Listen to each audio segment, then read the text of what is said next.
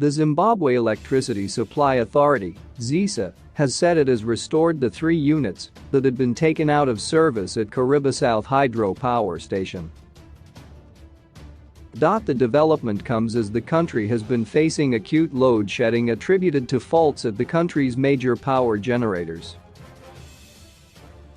Pindula News presents the statement issued by ZESA on the development.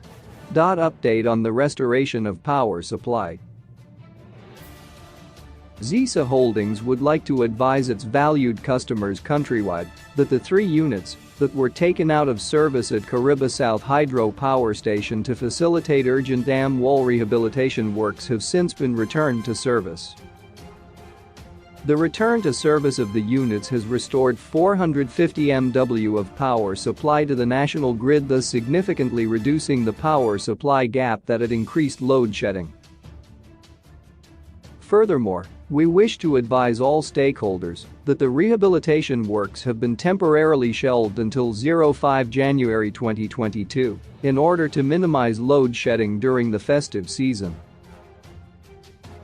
Consumers are urged to use available power sparingly to minimize the effects of shedding. The inconvenience caused is sincerely regretted.